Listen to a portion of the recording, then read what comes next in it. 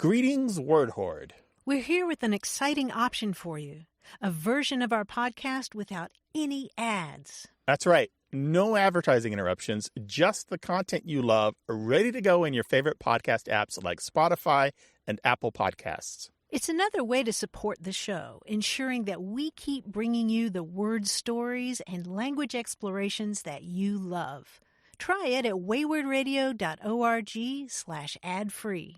And it's affordable. For just a small subscription fee, you can enjoy A Way with Words uninterrupted, except by us. Plus, it makes a great gift. Know somebody who loves language as much as you do?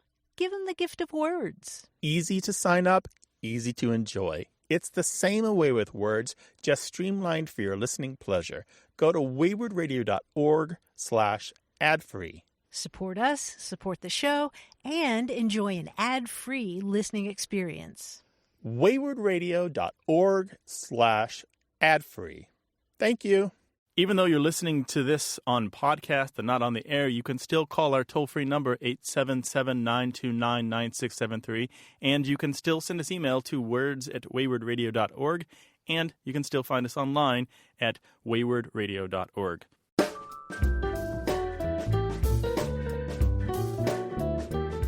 You're listening to A Way with Words. I'm Martha Barnett. And I'm Grant Barrett. It's time for another update on some new words that I found. Yay! Or old words that I found. Yay! Let me ask you, do you have a catio in your house? Do I have a catio? Yeah, well, you have dogs and no cat, right? Oh, is that a patio for the cat? Exactly. A catio is a patio for the cat. It's kind of enclosed. So they can't get away, but they can still see the sky and the trees. Oh. A catio. Oh, very nice. It's a sweet little word, yeah. right? What about a flyaway? A flyaway? Do you follow Formula One racing? No. A flyaway is kind of like a sleepaway for cars. What? No, that means that Formula One races usually happen in Europe, but sometimes they'll play Asia. So the whole shebang, the whole show, the whole shooting match goes to Asia, and they have a Formula One race there. It's called a flyaway. The race itself is the flyaway? Yeah, because everybody goes to a different country? Yep, they all fly away to a different country to have their cool. Formula One race. Cool. Interesting, right? Uh-huh.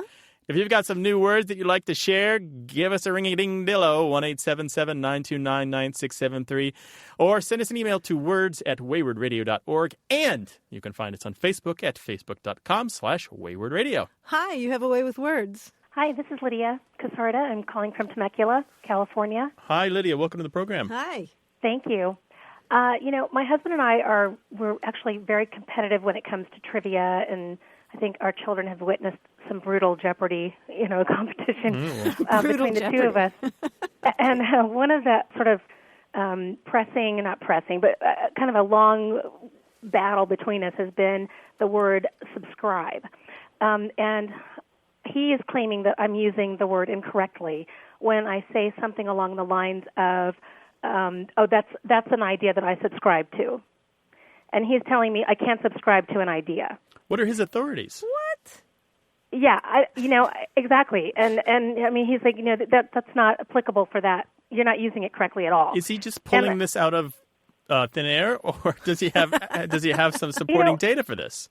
Well, I have to say this about my husband too. He's terrific about arguing. I mean, he is almost frustrating because he has too much time to think about the argument or something. I don't really know. We have 4-year-old twins. I don't know how that's possible, but yeah. And so I mean, when he'll come back at me with some things, and they make sort of sense when he's talking about it, but later on, I'm thinking, what? What just happened? Yeah, so this is our dilemma, and I'm dying to know who's correct. So you married a baloney artist, and you want us to fix it? Yeah, exactly. He's a well-spoken baloney artist, though. I should say that. Okay. Maybe you say prosciutto. Prosciutto would be a higher level. But still lots of prosciutto, lots and lots and lots of it, right? Exactly, with some capers and lemon even or something, Okay. That's another show. That's good. That's good. Food, you can't go wrong. Right. You can certainly subscribe to an idea. Why not? I don't understand what his argument even is. Lydia, he's wrong. He's patently, clearly, 100%, provably, demonstrably, factually wrong. This is so fabulous. But the question is, will he accept our authority? Now, maybe just put it this way. If he won't accept our authority, tell him there is no style guide in English that agrees with him. None of them. They don't even address Anywhere. it. Even the most hardline, most conservative style mavens don't even bother with this because there's no question that you can use subscribe to mean to follow an opinion or to agree with a point of view. Sure, to endorse you. heartily. Yeah. I'm doing the happy dance. So now he has to take care of the twins for a couple weeks all on his own, right? While you go on a vacation or something? Is there I subscribe to that. Yes, I do. Indeed. Well, we're glad we could help. Well, thank you very much. I so appreciate your settling this long decade of a topic. Decades. Wow. A decade, yeah. Oh, you put up with too much, Lydia. Yeah, well, that's another story too. But Thanks for calling. Thank you. All right, bye-bye. All right, Bye-bye. bye-bye. Grant, it could be that he read someplace about ascribe. Oh, it's possible. Like you ascribe human characteristics to your smartphone that is bothering you and frustrating you. I sometimes do that. And people use that incorrectly. How do they use it wrong? They say, I ascribe to the idea that such and such. I see. That's possible. It could be that he got confused there, but I think we had a happy caller on our hands. It's always nice to make people happy. Lydia's husband, give us a call if you want to argue about it. We will happily engage. If you have a question about language or a dispute you'd like to settle, call us 1-877-929-9673 or send an email to words@waywardradio.org. Hello, you have a way with words. Hi, this is Josh calling from St. Paul, Minnesota. Hi, Josh. Welcome to the program. Hello. Hi, yeah, I had a question about the phrase to sleep like a log. Mm-hmm. While I was doing some missionary work in Tanzania, I learned Swahili, and it's a very common phrase in Swahili, and it's a very idiomatic use. And they taught this phrase to me, and they said, you're probably not going to understand what it means, but it's to sleep like a log. And the phrase is nililala, fofofo. And they were thinking they were going to have to explain it to me. And I was like, no, we have that exact same phrase in English. And they're like, no, there's no way that's possible. This is, this is one of our phrases. And so I was wondering if you guys knew the origin of that. Oh, Joshua, I need to hear that again. Yeah, what's the Swahili? The Swahili is nililala, fofofo. Nililala, fofofo. Rhyming. Yeah.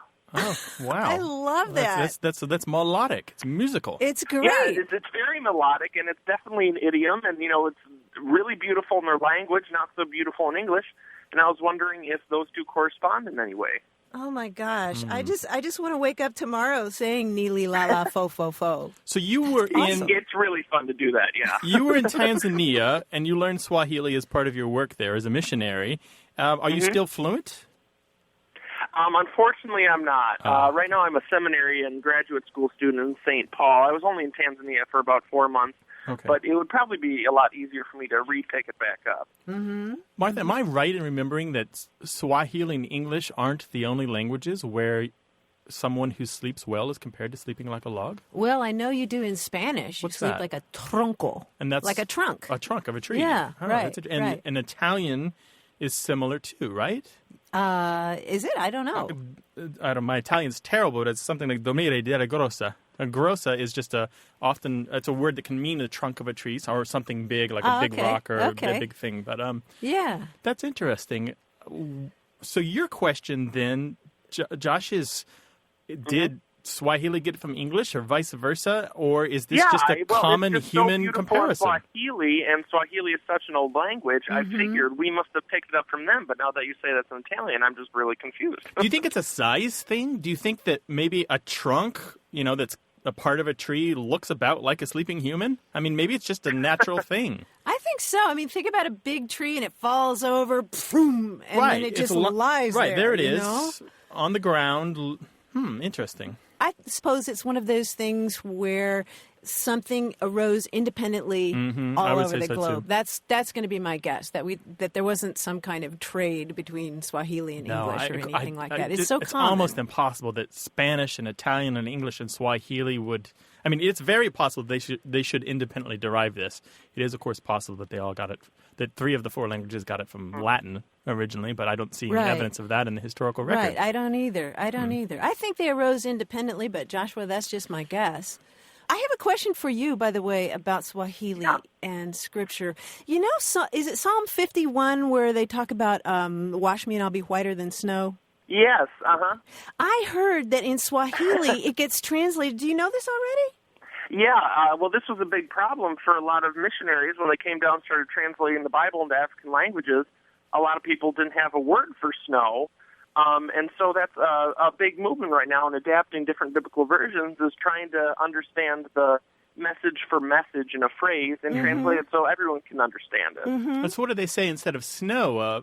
Do they say clouds? In Swahili, that grew up in Tanzania and on the East Coast, so they have Kilimanjaro, so there's snow up there. So they actually have a word for snow. Very good. Okay. But for a lot of ones, they also have the translation. It just washes you clean like water. Okay. Somebody told me good. that some Scripture says, wash me and I'll be whiter than coconut, which I just love.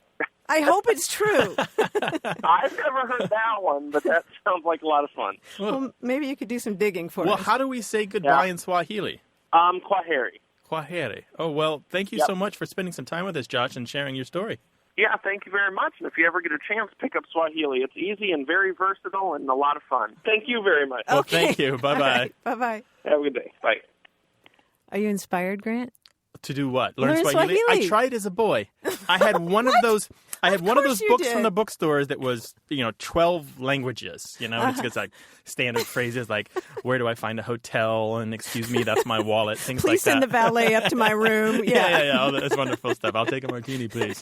And Swahili was one of the languages in this book, and I remember learning it. And that's one of the reasons I am standing in this studio with you is because of little throwaway phrase books that I found when I was a kid. I love it. The farm boy in Missouri trying to learn Swahili. That's so cute. Call us with your stories about languages learned and languages lost, 1-877-929-9673, or put it all in an email to words@waywardradio.org.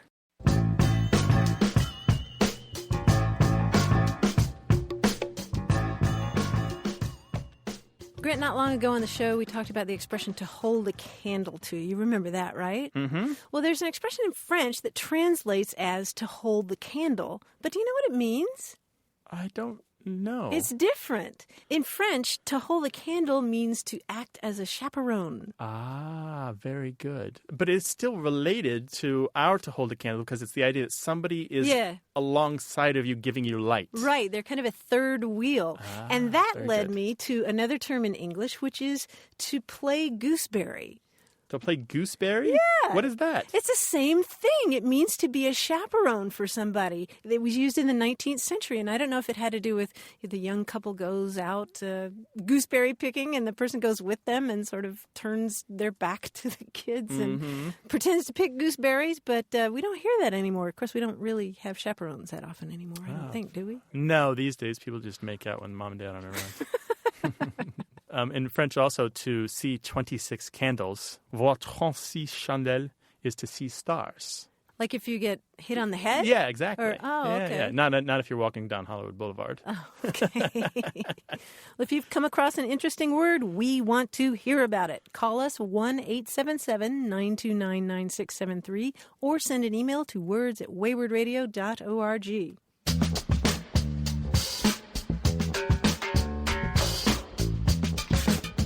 It's a puzzle. Coming up next on Away with Words.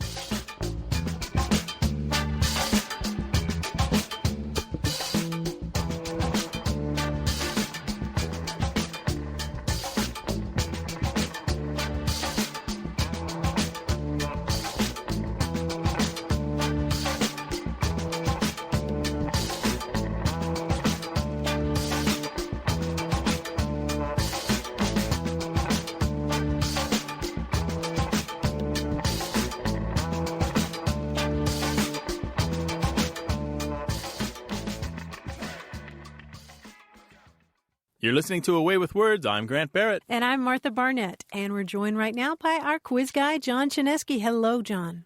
Hi, Martha. Hi, Grant. How are you John. guys? What's up over there?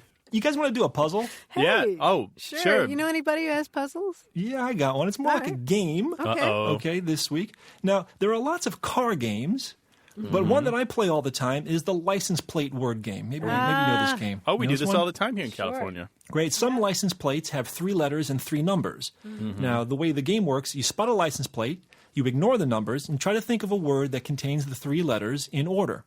They don't have to be consecutive at all, but they have to be in order. Okay. For example, if I saw a car with the license plate ABC 123, I might think of the word Abecedarian. Abecedarian. Jackson 5. That's not bad. Jackson 5, right. Abacus. ABC 123. Abacus is exactly the word I was going to use in my example. Grant. Very Abscess. good. Abscess is good. Halfback is fine. It contains A, B, and C in order. They're not together, but like I said, they don't have to be, right? We're going to play a version of the license plate game that is very simple. I'll give you 3 letters, and you each have to give me a word that contains those letters. Each of us. Okay. Yeah, I've why been not? leaning on Martha this whole time. Now I actually have to perform. You're on your own. Do we have to take turns, or is this a race? And do we go for the longer one or the shorter one, or what? It's sort of a race. We're going to go for short ones if you can. The shortest you can. The Okay. shortest. See what you can do. This We'll see- isn't the way I play it. Well, but I Okay. made them kind of challenging. That's I think how to we try roll to over here, Miss Martha. You'll have 15 seconds after I give the letters, okay? The Okay. shortest word, quote unquote, wins, though, we're friendly here. Here we go. Let's start with a couple that I think are easy ones, okay? Okay. Here's the first one. The first letters are CBL. So cable is a good All one, right, but cable. maybe we can do shorter than that, right? Cabal is shorter. Yeah, very good.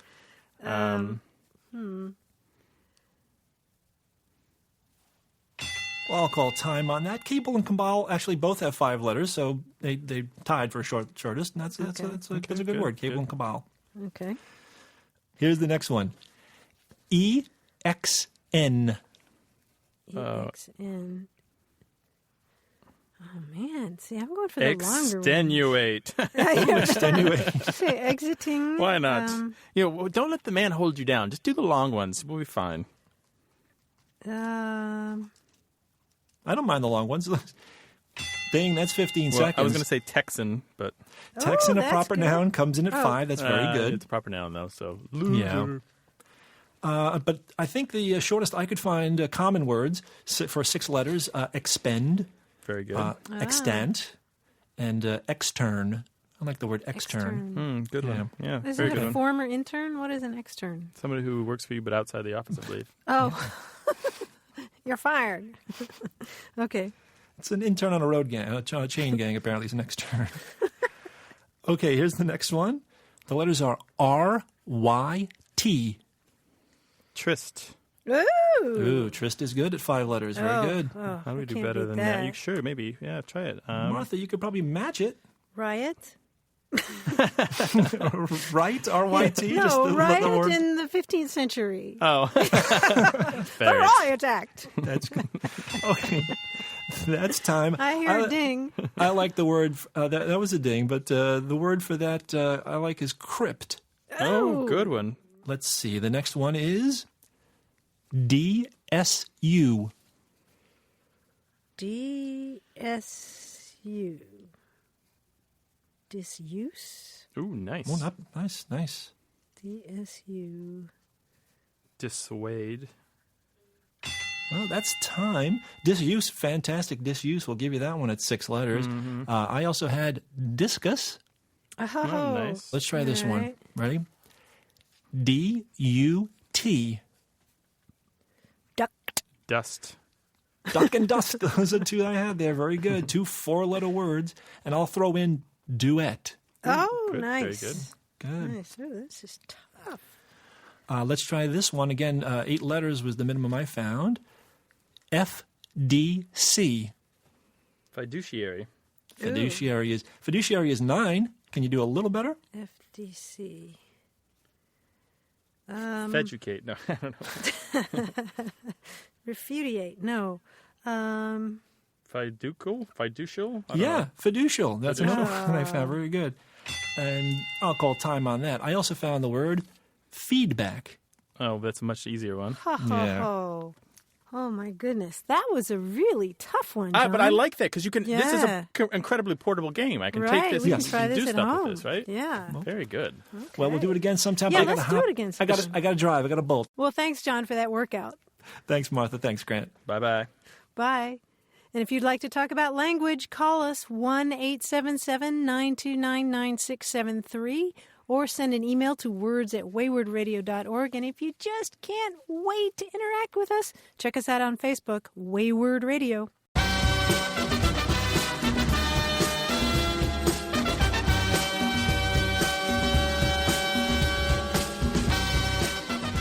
Hello, you have a way with words. Hi, this is Peter Shack from Davis, California. How are you, Martha and Grant? Hello, Peter. We're well. Hi, Peter. Great. Something popped into my head the other day that I hadn't thought of probably in 30, 40 years, a phrase my mother used, and I'm wondering who the cat's mother was. For example, when my sister and I would be doing something naughty or something like that, and I'd say, oh, here she comes, my mother would yell out, "Who do you think she is, the cat's mother?" And I never understood what it meant. I do now. I think it's a term of, it's showing disrespect for using a pronoun instead of somebody's name, I guess. Mm-hmm. But where does it come from? I can't conceive of how somebody would think of that. That's a really great question, Peter. So you're saying that your mother was just a little peeved that she was being referred to as she and not by mother or her name. Exactly, or mom. And she would even do it, if we were referring to some other woman. And, I was talking, well, she said this or she said that. Mm-hmm. And she said, well, who do you think she is, the cat's mother? In other words, use her name. Right. Instead of, you should have said Mrs. Robinson Exactly. Right. Very good. Very good. This is a part of a longer tradition. You can find this back as far back as the 1870s, maybe even earlier, of people talking about this particular phrase. It's pretty interesting. There's a famous journal called Notes and Queries. You know this, Martha, sure. right? This is a classic journal where scholars and dilettantes who had a desire for knowledge will send their queries to Notes and Letters to ask a question, and then everyone else will respond, and that will be published in the following issue. It's basically kind of a precursor to a discussion forum on the internet. Or our show, right? Yeah, exactly. I'm the dilettante. I'm just the guy who reads. There's a great example. It's exactly like yours. It says, a little girl runs into her mother and says excitedly, "Oh, Mama, we met her just as we were coming home from our walk, and she was so glad to see us." Upon which the mama says, "Who is she? The cat's mother?" Right? And then the child laughs merrily and replies, "No, it was Lucy Jones." And the mother says, "But how could I know that when you did not mention her name?" And that's the crucial argument. So the cat's mother is just kind of a way of saying she could be any woman or any female animal of any kind. You could be referring to the house cat. And it's really interesting to me because this particular bit plugs into something I wondered as a boy as well, Peter, just like you. My mother didn't have that phrase, but she would get very upset when she would hear me and my 4 siblings talking about her and just saying she instead of mom. Yeah. Right? Because she would just kind of upset because she was raised in a way that meant that you referred to your elders by their title or some kind of term of respect, something that she deserves. And so Exactly. And it was only with females. It was never with males. Well, really? That's interesting. there's a famous book called She by H. Rider Haggard where he comes up with the acronym for She Who Must Be Obeyed. And it's been used numerous times since by other authors. And it's John Mortimer, I think, in Rumpole of the Bailey. Exactly right. Yeah, it's an acronym, SWMBO? Yeah, SWMBO.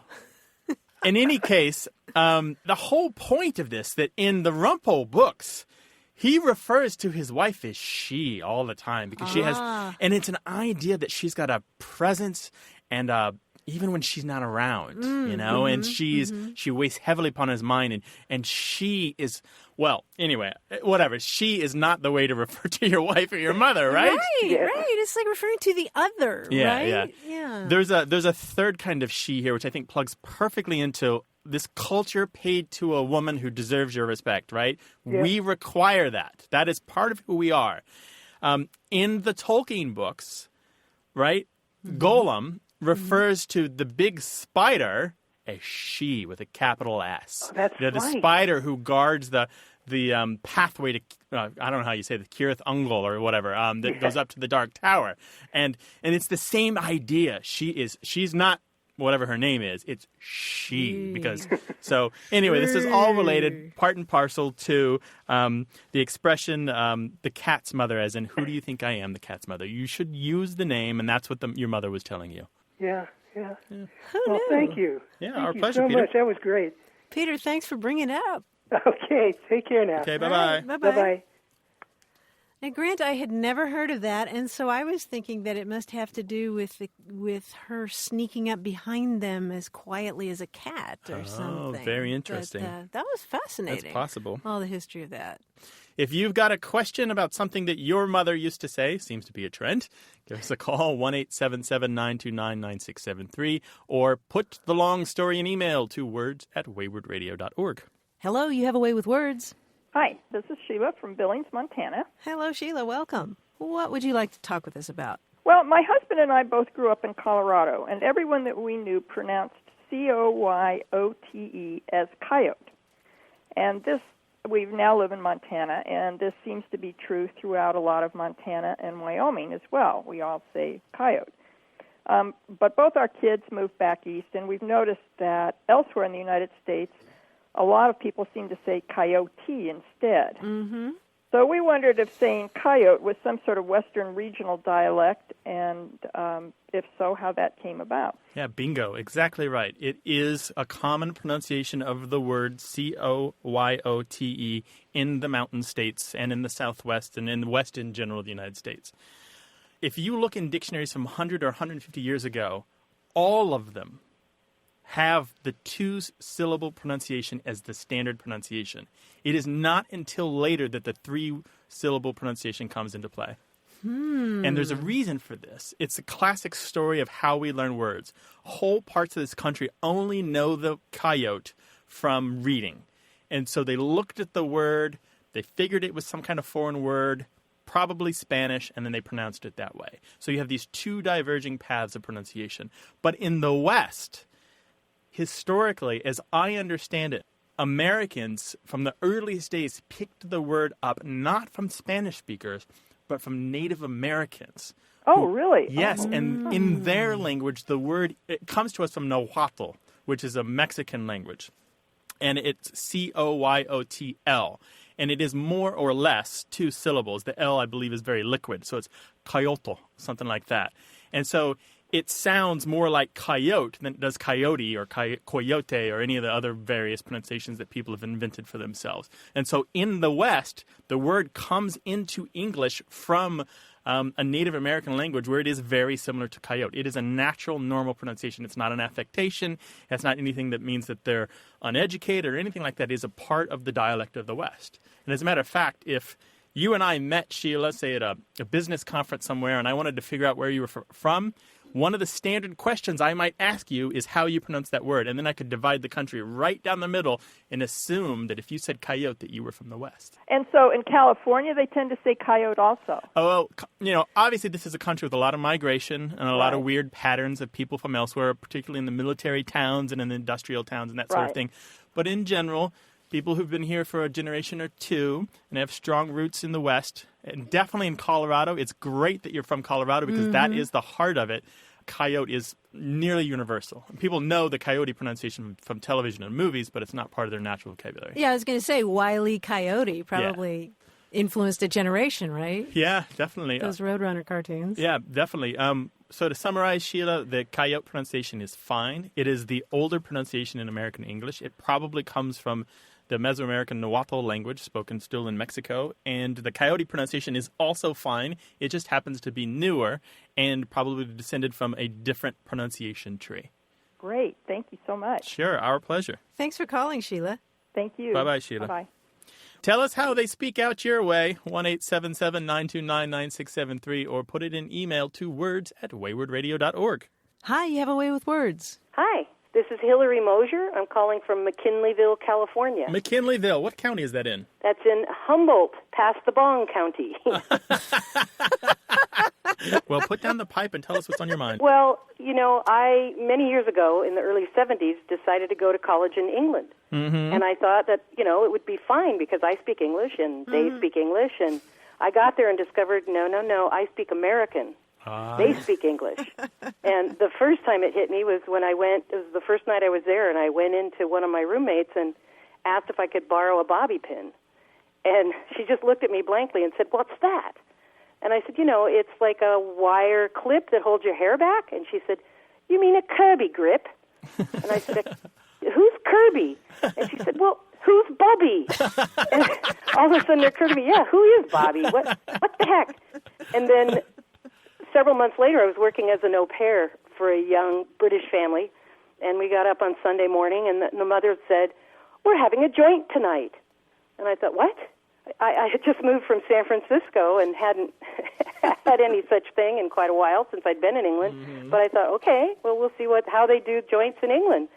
And we went throughout the day, and we, went gardening, and then we cooked the roast beef and the potatoes and the green beans, and we ate our dinner, and we bathed the children and put them to bed, and then they started to say goodnight. And I said, well, wait a second, how about the joint? And they both looked at each other and blinked, and just in that moment, I remembered reading Shakespeare in high school and coming across a joint of mutton. And it occurred to me, their joint must be the roast beef. How disappointed you must have been. They both said, "Oh, we didn't know if you smoked or not." And it turned out, it all worked out well, but what a confusion. It all worked out well. And then on another time, I needed some thumbtacks. And I went to a place called Portobello Road, which is like a gigantic yard sale. Mm-hmm. And it has little booths that people go and sell their things. And I later found out it's actually, if you get burgled, you go there and find your things that weekend. But I said, "Do you have any thumbtacks?" And they would say, "Thumb what? No, we ain't got none of those. Go down the road." Mm-hmm. And I'd go to the next one. "Do you have any thumbtacks?" No, go down the road. And finally I saw on a corner a store that was called the Ironmongers, and it had like washboards hanging from the eaves. And so I went inside, and sure enough, it turned out that's the English version of a hardware store. And there behind the counter, I saw a package of thumbtacks. And I said, "I would like a package of thumbtacks." And the man said, "Thumb what? No, we ain't got none of those. Go down the road." And I said, No, they're hanging right there. And he pointed and he said, "You mean these?" And I said, "Yeah." And he said, "Drawing pins?" I said, "Yeah, drawing pins. Yeah, can I have a package of those, please?" Hillary, you're great fun. Well, thank you. Thanks for calling, Hillary. All right, you're welcome. Best of luck Take to care. you. Bye-bye. Bye-bye. What are your crazy stories about English encounters? 1-877-929-9673, or put it in email to words@waywardradio.org.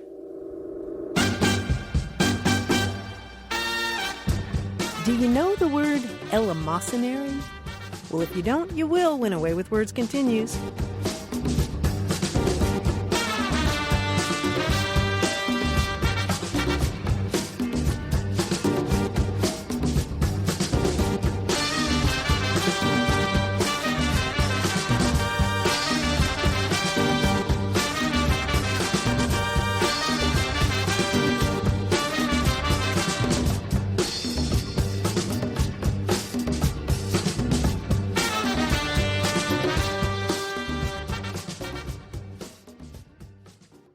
Support for Away with Words comes from National University, where flexible online classes let you earn your degree or credential on your schedule. More at nu.edu. You're listening to Away with Words. I'm Grant Barrett. And I'm Martha Barnett. Eleemosynary. Eleemosynary. Eleemosynary. Now, there's a word you can lift your hat to, right? Mm-hmm. And my spelling, too. How do you spell that? It's Eleemosynary. Eleemosynary. What a strange word. It is a really weird word, and it means of or relating to or dependent upon charity. Uh-huh. It comes from the Latin. It's related to the word alms. That's how you can remember it. Grant, I was thinking of this word recently because I saw a production of a play by that very name, Eleemosynary, here at Moxie Theater in San Diego.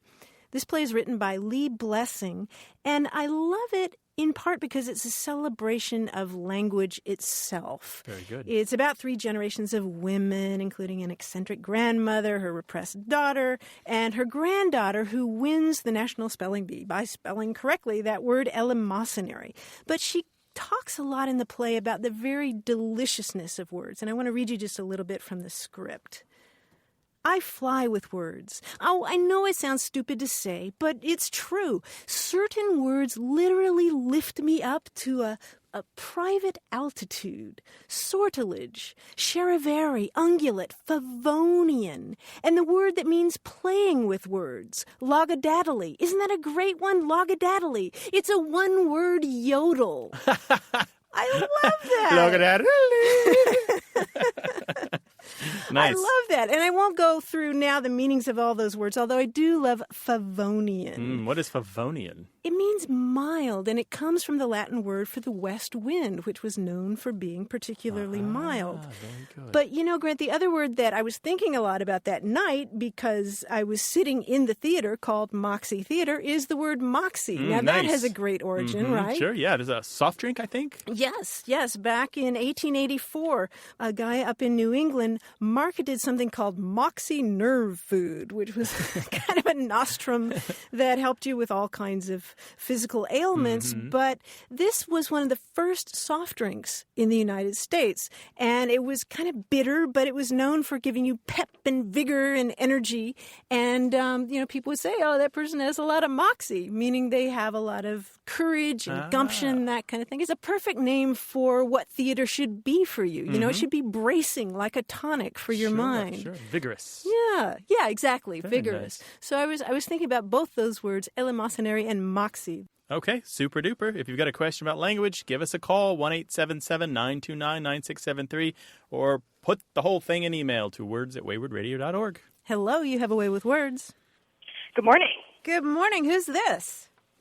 This is Elima calling from Hawaii. Elima. Elima, welcome to the program. Thank you so much. I'm excited to be with you guys. Well, what can we help you with today, Elima? Well, guess what? Chicken butt. What? That's my question. What? I had a question about the expression, guess what? Every time I see it written, I see it written with a question mark at the end. And that's never made sense to me because it always seems more like an imperative than a question. Very interesting. So if you were writing it, you would put a period and not a question mark. Yeah, or an exclamation point. Very interesting. Well, let me ask you, how would you punctuate the sentence, would you please shut up? This is a hypothetical, right? I would punctuate that with an exclamation point, too. An exclamation point, not a period. But I could see how it could be a question mark or a period, yeah. Sure. So if you say, guess what, as far as you're concerned, it's an order and not a query. That's just what it sounds like to me. Nobody else writes it that way, and it just never looked right with a question mark to me because you're right. To me, it sounds like an order. You're telling the person to guess. Right. You're not asking a question. Right. It sounds like there's some words left out, like, I want you to guess what I'm thinking or something, right? Yeah, exactly. Yeah. And you're right. In all of the data that I can search here, I see that people use a question mark, like nearly all, actually, in professionally edited text, like books and newspapers, it's almost always a question mark.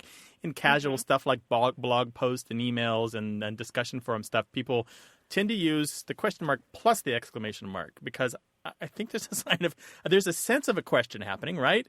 But there's a sense of something forceful being said too, right? Guess what? Right. Guess what? You don't say, guess what?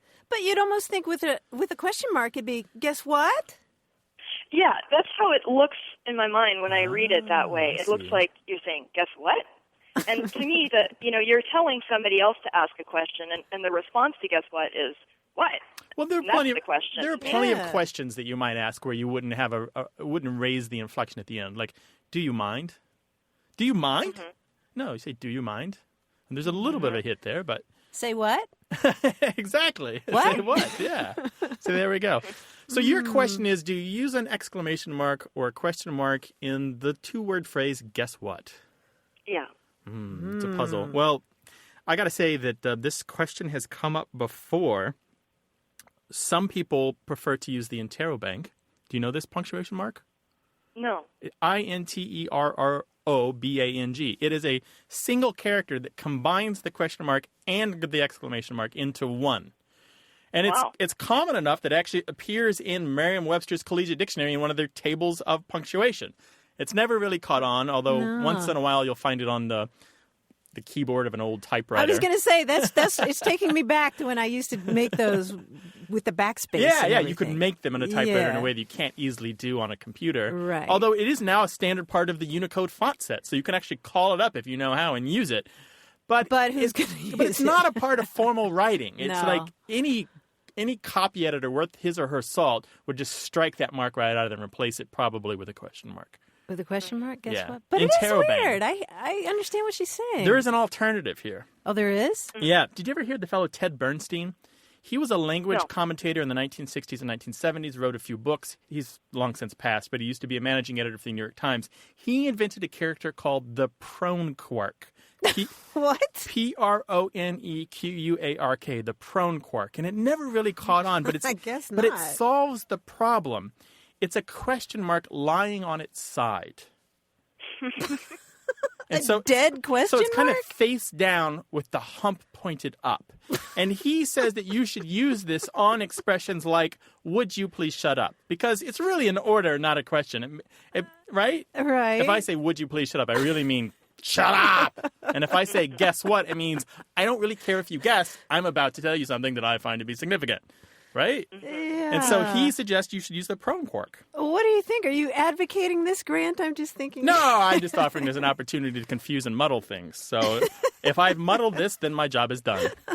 A muddle opportunity. I don't know. Does it appeal to you, Elima? I'm definitely going to bring back the prone quark.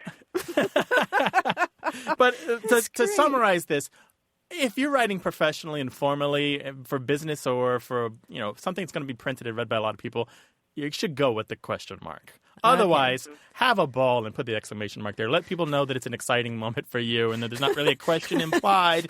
And really what you're saying is, I'm about to tell you something that I think is important. So that's my advice. Great. Does that work? That's terrific. Until we bring back the prone quark, I'll get used to seeing it with the question mark. Yeah, if you Google the Right prone quark, on. look for the fellow. His name is Theodore Bernstein, Theodore M. Bernstein, and you'll find a little bit of information about him, his books, and the prone quark. Terrific. Thank you so much. Super duper. Thank Thanks you, for calling. Elima. Mahalo. Mahalo. Something about punctuation have you puzzled? Call us 1-877-929-9673, or you can send an email to words@waywardradio.org. Hello, you have a way with words. Hi, my name's Mark. I'm calling from Dallas. Hi, Mark. Welcome to the program. All right. I grew up in New York, and my wife is from West Texas, and we're always teasing each other about accents and odd words and stuff. And one that I really love is a story she tells about her grandfather, who was a World War I vet who lived around Tulsa, Oklahoma his whole life. And she said that when a meal was really delicious, old Sam would push back from the table and say, "That's larrapin." And I've never heard of that. Nice. Where in New York are you from? I was born outside the city, and I lived in upstate New York, up by the St. Lawrence River. Okay. So these are two very distinct styles of American English, aren't they? Oklahoma Absolutely. English and New York-style English? Seems to be. Yeah, well, this makes perfect sense. Yeah. What is That's Larapin?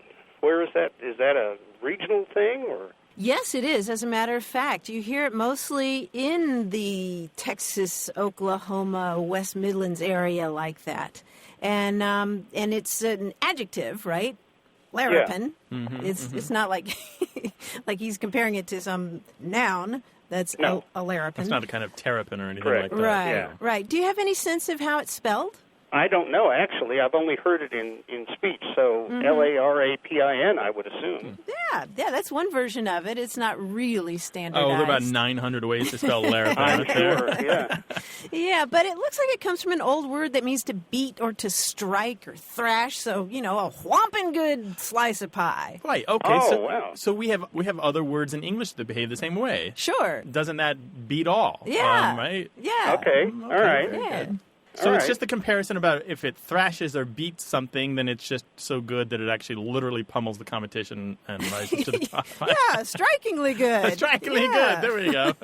So- What a hit. Yeah. That's wow. great. We That's could go great. on and on. Martha, my southern flower, do you have larapin as part of your vocabulary? Only by adoption. Okay. I've adopted it into my vocabulary because I love it. Have you, Mark? Well, since I learned about it, yeah, I now do that as sort of a tip of the hat to my wife and her family or whatever, and so I'll pipe up with that at the end of a meal sometimes. And it goes over well. People receive that and they understand that it's a compliment, right? Yeah. Okay, yeah. Good. Larapin. Yeah. Well, maybe more people will adopt it now. I think it's a great word. Larapin. Well, you're a Larapin good caller, Mark. We appreciate your calling. Thank you, All Mark. right. Well, all right, I'll be listening. Thanks. All right, take Okay, care of yourself. thanks. Bye-bye. Bye-bye. All right. Bye-bye. What's on your mind about language? Send it our way, words@waywardradio.org, or ring us on the telephone, 1-877-929-9673.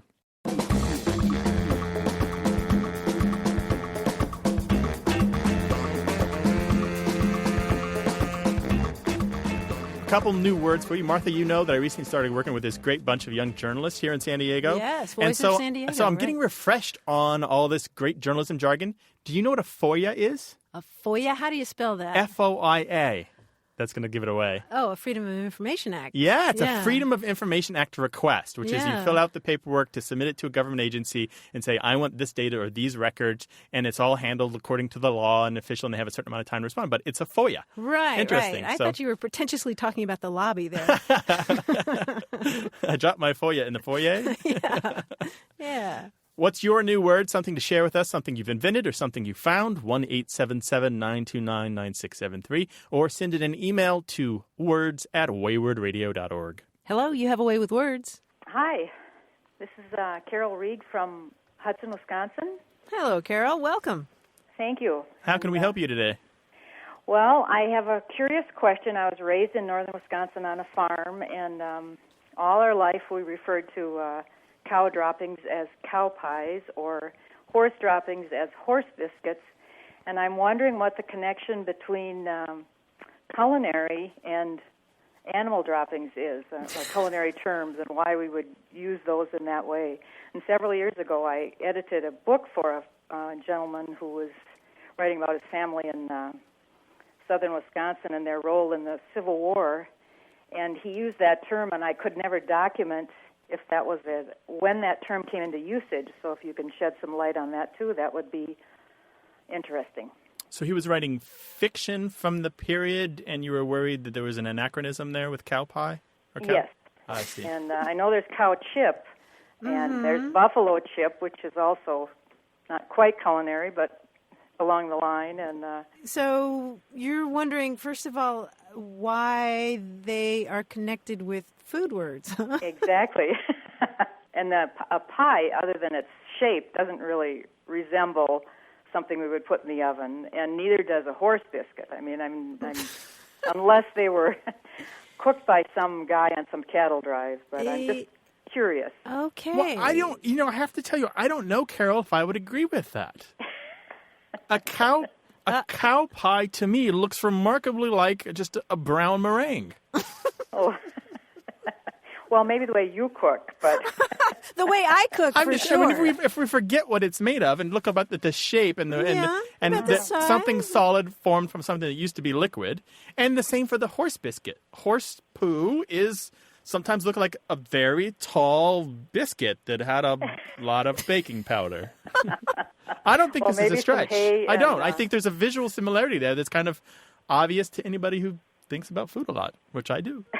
Well, I'm thinking about Spanish, and you don't refer to cow tacos, but cow tortillas. Well, do. I don't know if the word is too naughty to say on the air in Spanish, but it translates as cow cake. So I see a common thread here, which I never thought about. So you think about these kinds of things, do you, Carol? I've just been curious because we spent a lot of time with the animals and raising animals, and we went barefoot in the pasture in the summers, and you had to avoid stepping in cow pies, which really look more like spinach quiche than they do like brown meringue. Oh, that's nice. Thanks for the visual. Wonderful. You'll never eat it again. Somebody should tell those cows to chew their cud better. But I just could never find when it was brought into common usage, and sounds like you have some dogs. So you've been worrying about this editing decision for a very long time. I have. This has been like 15 years. Wow. Well, and I have to let it go, but the book's published. Right. And so you ended up using cow pie in the book about the Civil War?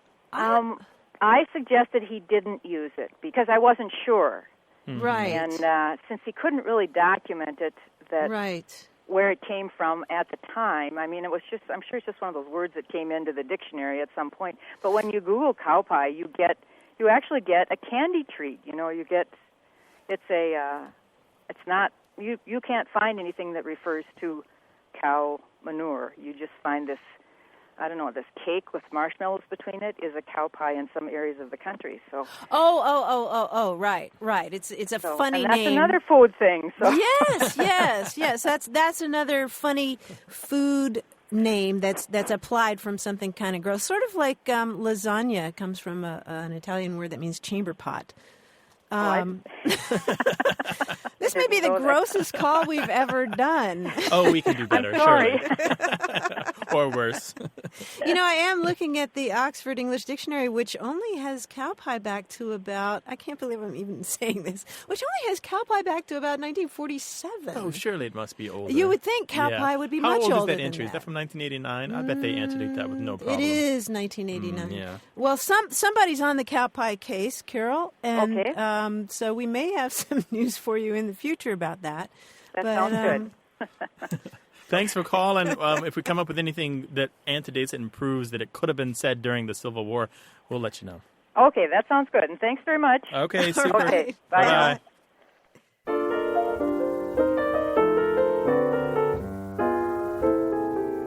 That's our show for this week. If you didn't get on the air today, you can leave us a message even when we're not on the air. The number's 1-877-929-9673. Or send us emails. The address is words@waywardradio.org. Or stay in touch with us all week on Facebook. Join us at facebook.com/waywardradio. Stephanie Levine is our senior producer. Our technical director and editor is Tim Felton. We've had production help this week from Josette Hurdell and Jennifer Powell. From Studio West in San Diego, I'm Martha Barnett. And I'm Grant Barrett. Take care. Sayonara. You say either, and I say either. You say neither, and I say neither. Either, either, neither, neither. Let's call the whole thing off. You like potato, and I like patata. You like tomato, and I like tomato. Potato, patata. Support for A Way with Words comes from National University, where flexible online classes let you earn your degree or credential on your schedule. More at nu.edu. Hey there, podcast listeners. Just want to let you know that although we give you the show free and we give it free to stations, it does cost something to send these episodes out to hundreds of thousands of listeners across the planet. Help support our educational mission by going to the website and clicking the donate link. $10? A little more? How about as much as you think it's worth? Thanks in any case for helping us keep shop.